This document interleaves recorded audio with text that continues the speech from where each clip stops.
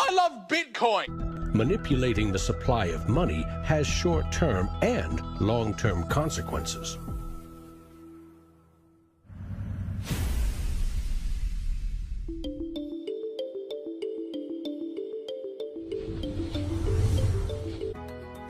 In 1913, bankers and politicians decided that it was in the country's best interest, and theirs, to have a permanent central bank.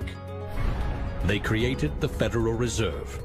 Among its jobs, expand or contract the supply of a single national currency, the Federal Reserve note. The dollar was tied to gold, and strategic control of it would avoid booms that lead to busts. At least that was the plan. Then came 1929.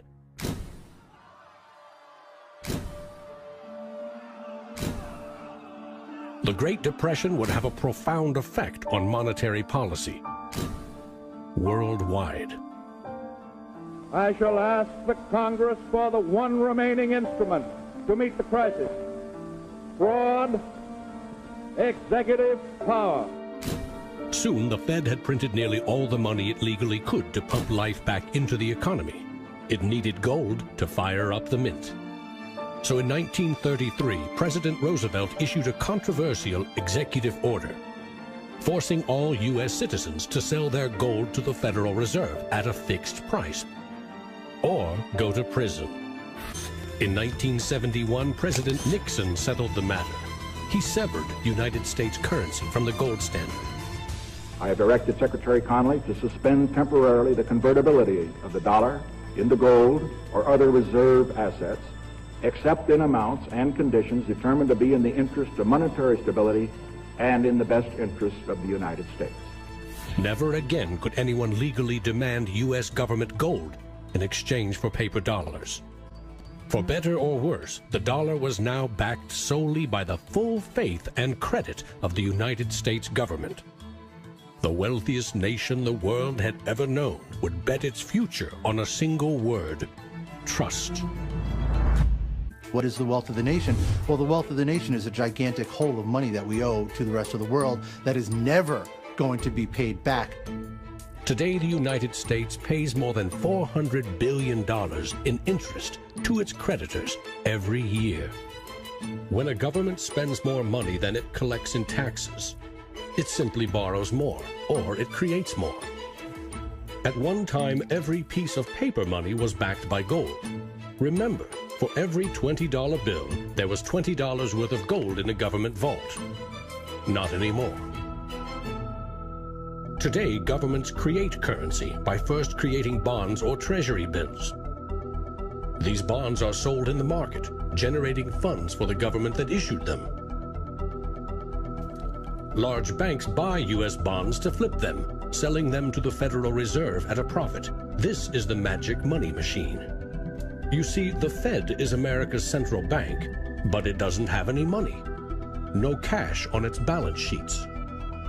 When a bank buys a bond and takes it to the Federal Reserve, the Fed simply says, "Thank you, Mr. Banker. Here's the principal and some profit." New money isn't exchanged. It simply appears on the bank's accounts. Magic. For 100 years and counting, the precise mechanisms of these bond purchases have remained a secret. Here's where it gets really interesting. The Federal Reserve is not a government agency. It's a private entity, and its shareholders are banks which earn a dividend. As much as $80 billion per year total are paid out to some of the very same banks that sell the government debt to the Fed. Which banks? Don't even bother asking. That's also a secret. In other words, the magic money machine answers to no one. The Fed also sets the bar for how much interest you pay for a car, home, or business loan. Manipulating the supply of money has short-term and long-term consequences.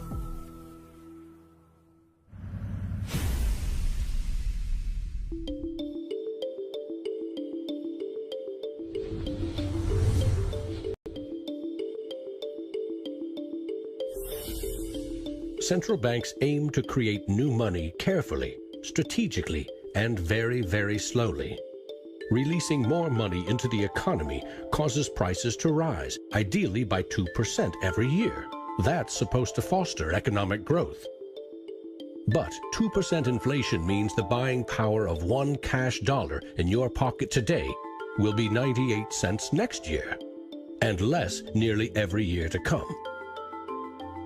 Since 1913, when the Federal Reserve took over the United States dollar, we've seen that the United States dollar has decreased in value 98%. Inflation is a far higher tax because on your income you pay it just once.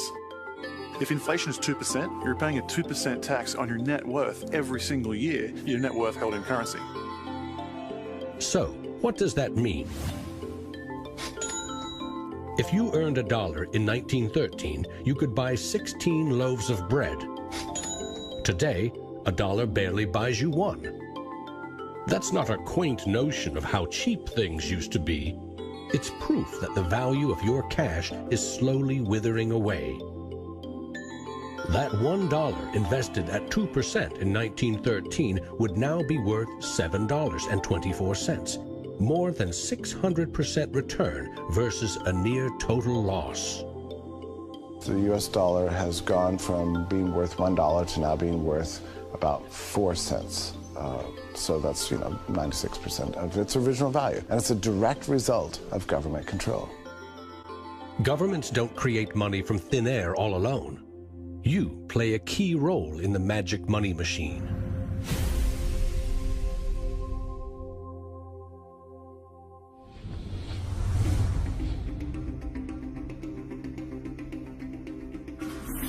It's not really the central banks that are the problem.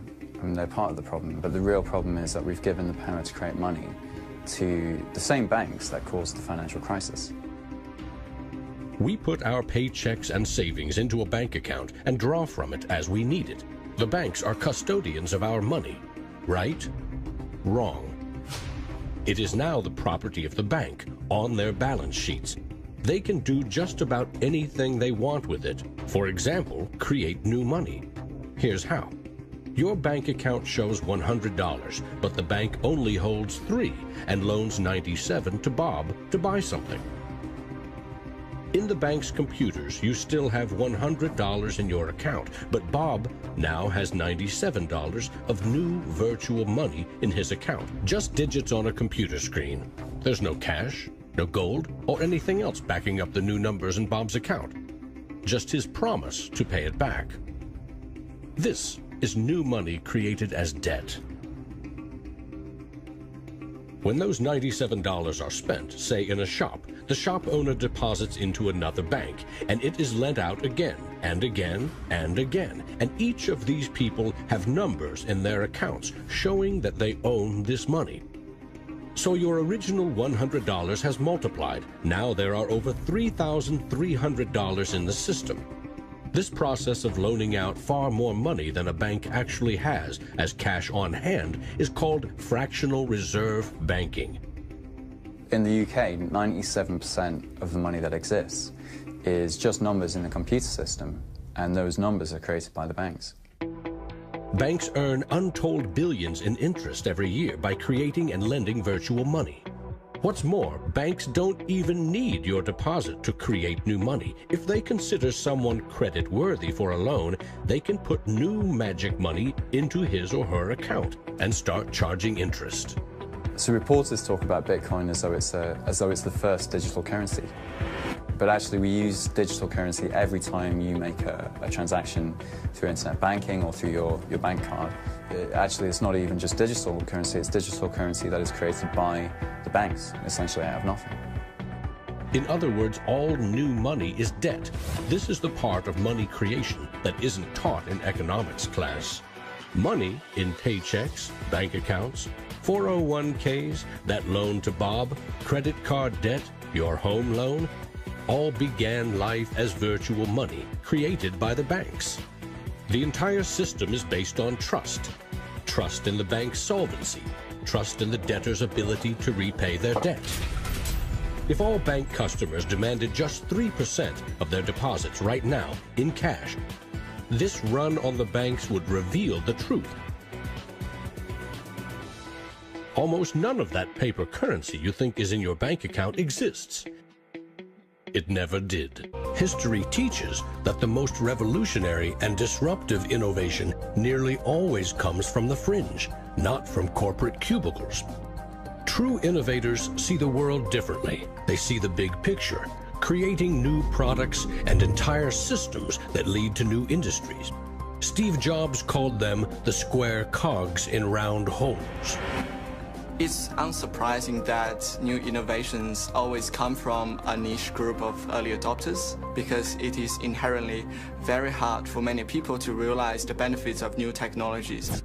In 2011, most Bitcoin community people were either people from the technology space, the geeks and hackers, or people from the traditional financial industry. There are even some bankers and hedge fund traders using Bitcoinica at that time as well, which was really surprising to me. A radical new idea is often met with skepticism, ridicule, even hostility from those who stand to lose the most from its success. Case in point, the automobile. In the late 19th century, Carl Benz and others built the first cars, contraptions that could threaten the stagecoach and railroad industries. These self-propelled vehicles, or road trains, would certainly scare horses, injure people, and damage roads. Cars, the railroad barons said, were just too dangerous. And to protect us, they used their power to pass a law in 1865. It required every automobile in England to observe a 4-mile-per-hour speed limit and to be operated by a crew of 3, a driver, an engineer, and a flagman. This heroic flagman walked in front of the car to warn fellow citizens of the coming danger.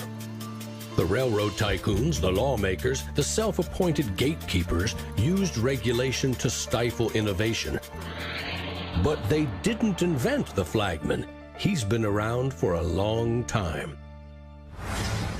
For centuries, very few could read. Books were copied by hand. The people in control, political and religious leaders, wanted to keep it that way, and they greeted Johann Gutenberg's printing press with licensing laws, publishing bans, taxes. In some parts of the world, printing was a crime punishable by death. After all, they were just protecting us from dangerous ideas. Before the printing press, there were an estimated 30,000 books in all of Europe. 50 years later, there were 10 million. As Gutenberg's invention flourished, the Dark Ages withered. Progress couldn't be stopped. But the flagman never stops trying. His masters set him loose on each of these innovations because they threatened someone's profits, someone's control. But remember, this is a story about money. What if a technological innovation allowed anyone in the world to be their own bank? To create a currency free from taxes and banking fees?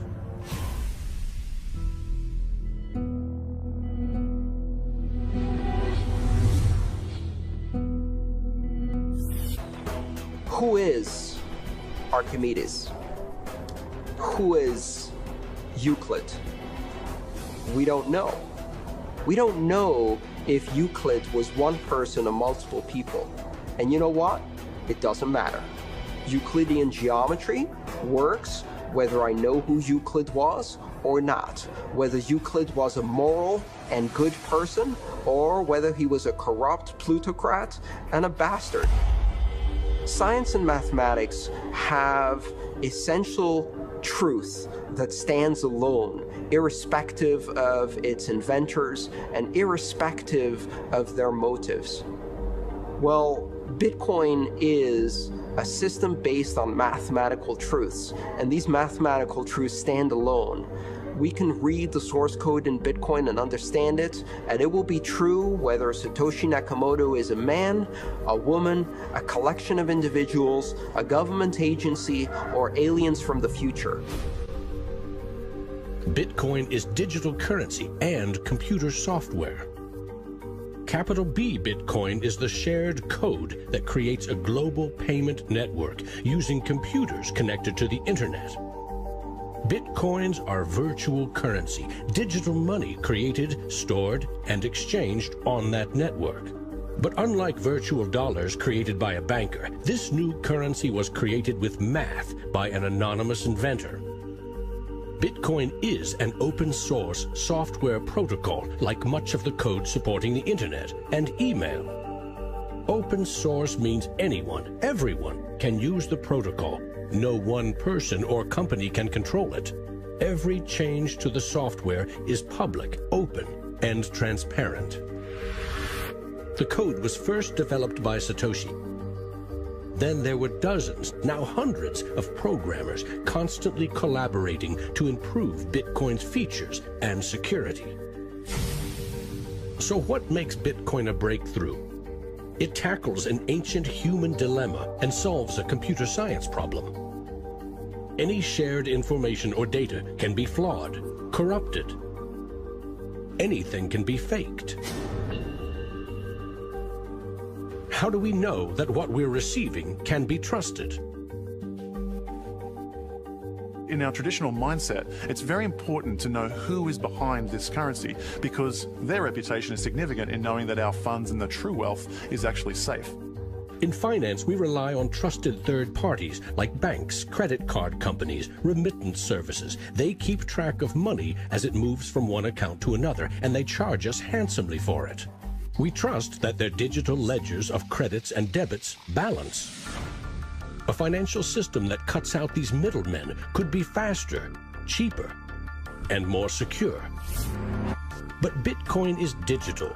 Music and movies are easily pirated, copied, stolen. How can a digital currency retain value if anyone can make 1 million copies?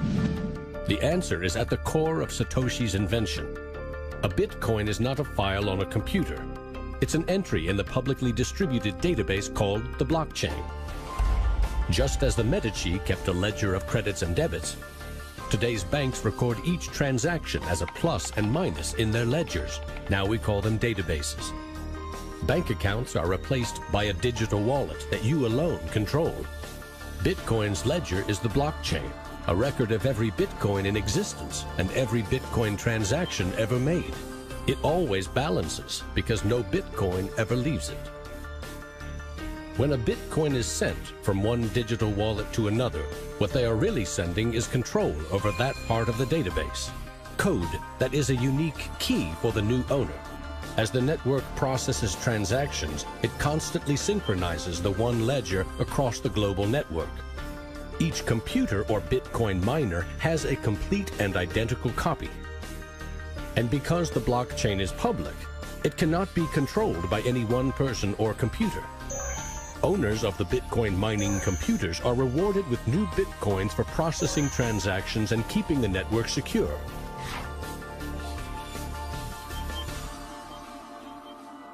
In other words, the Bitcoin network replaces banks and bankers. Today, the combined computing power of this global network is greater than the 500 biggest supercomputers combined, times 10,000.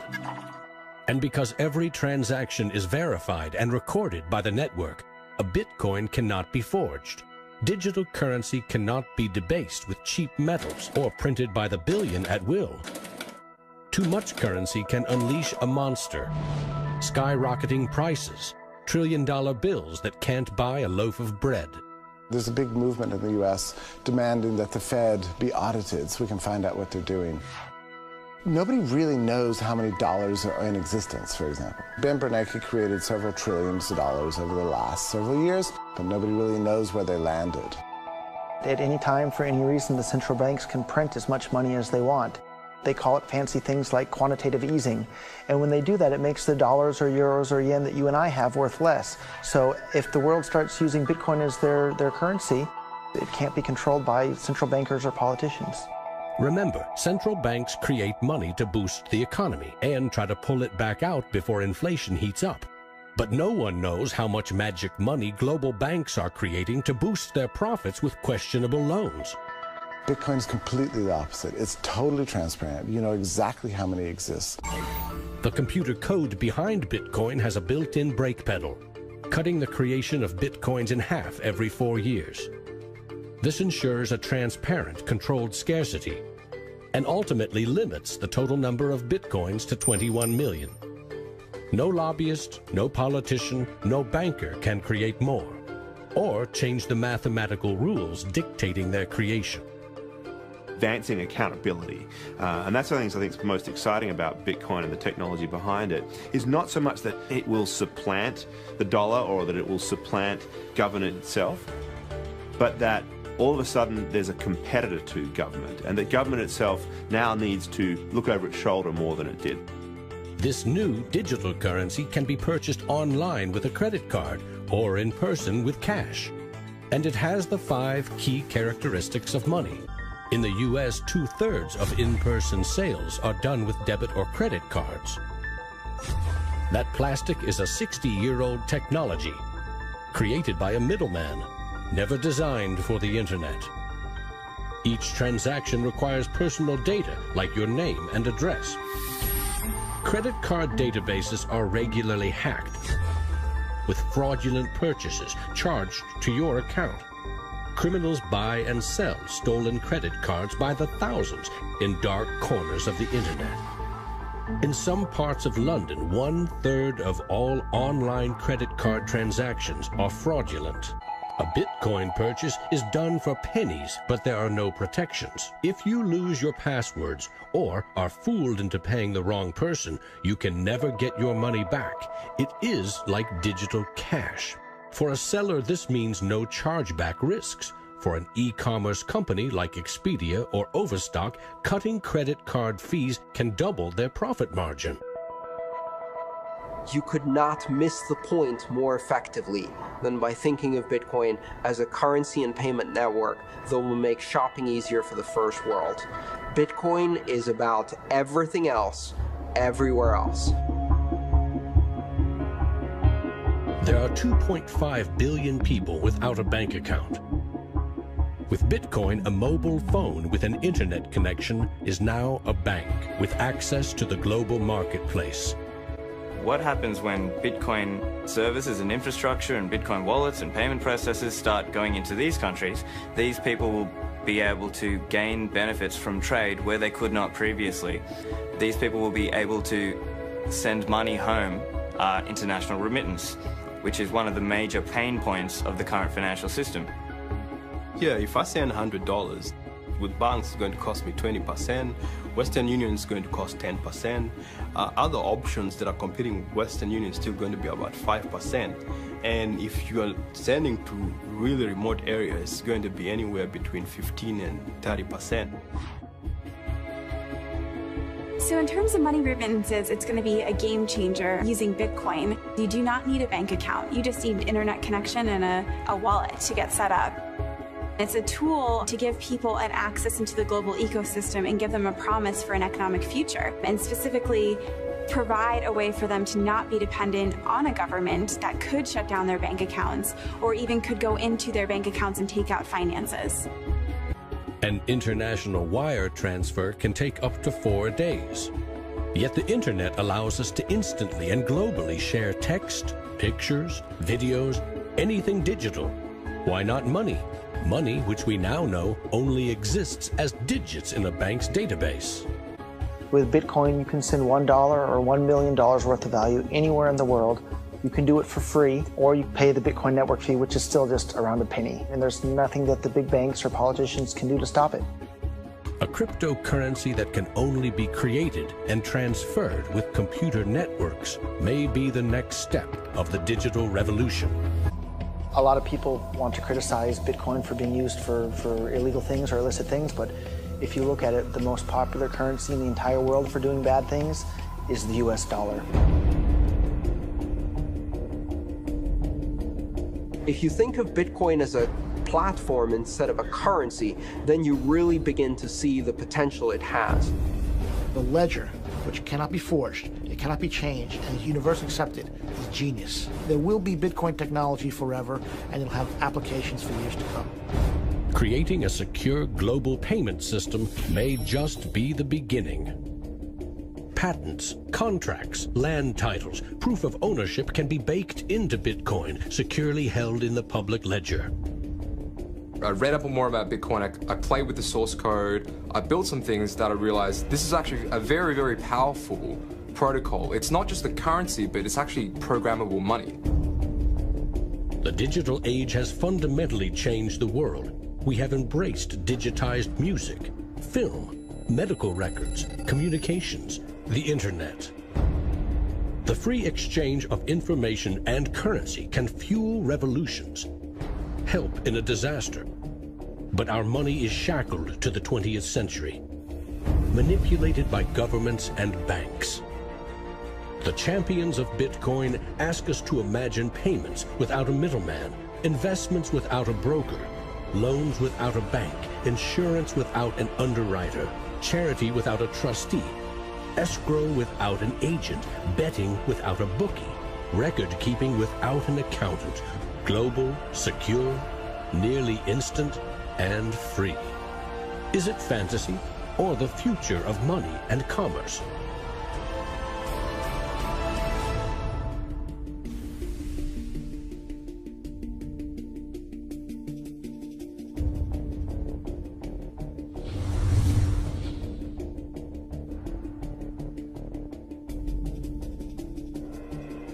I love Bitcoins. I'm really into Bitcoin.